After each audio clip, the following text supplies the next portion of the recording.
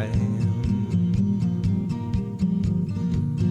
He won't need it no more.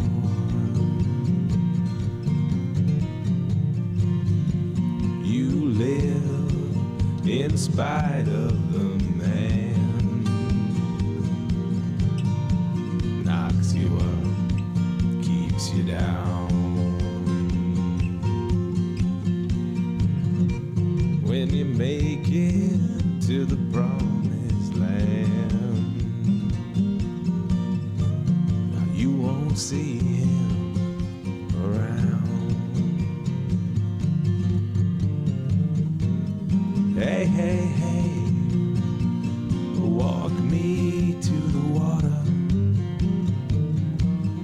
Hey, hey, hey, to the sea.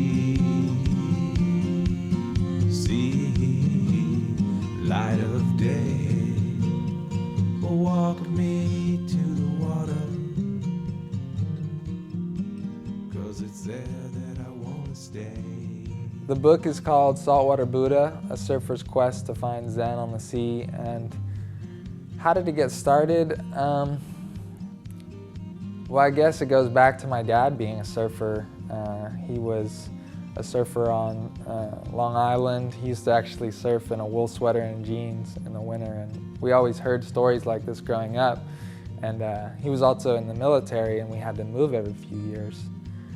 So when I was 4, we moved to the Azores, Portugal, these little islands off the coast of Europe, and we lived right by the beach. And we learned to body surf, and we were at the beach all the time. We just lived that rhythm that you do when you live close to the sea, and it was an incredible place to grow up. But we had to move again, and we moved to Sacramento, California. My parents divorced. The move was hard on them, and I think I started rebelling, you know, and I started getting into my teenage years, and my friends did too, and we all got into just experimenting with too many drugs. I got this crazy idea that I still feel really bad for putting my parents through it, but I left a note on my bedroom pillow saying I'm somewhere in the world. And I hopped out my bedroom window and I took a one-way flight to Maui, Hawaii.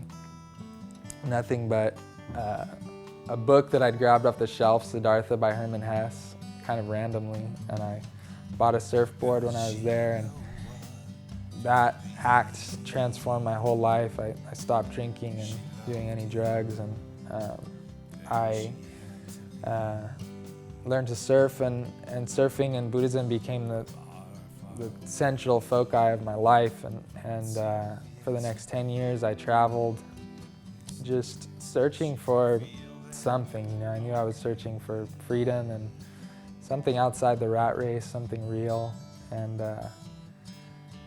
I lived in Zen monasteries. I taught Tibetan monks English in the Himalayas, and I surfed in Indonesia, Hawaii, Mexico, Europe, all over the world. And I didn't find any, you know, ultimate truth or enlightenment, but I became a writer along the way and went to journalism school in New York, and I realized I had these stories, these great stories, and that probably the best thing I could do with my writing, my best gift to the world, would be just to write them down. And I think surfers will have a special connection to it, and as will spiritual seekers or anyone who's really looked for truth.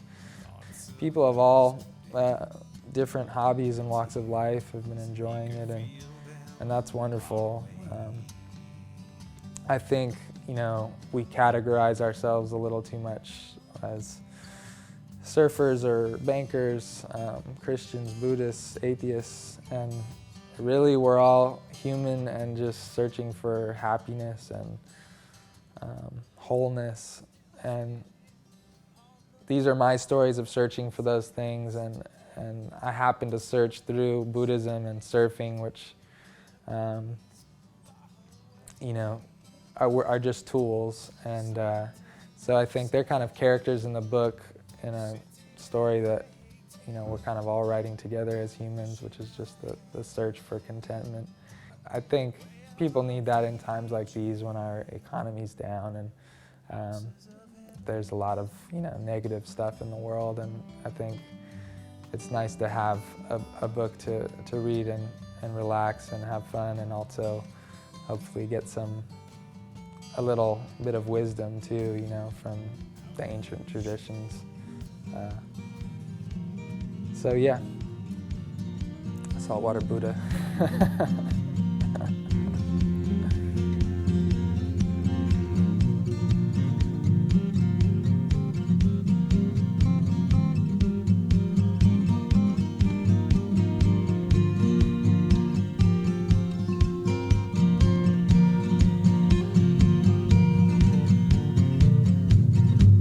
Take away the heart of a man,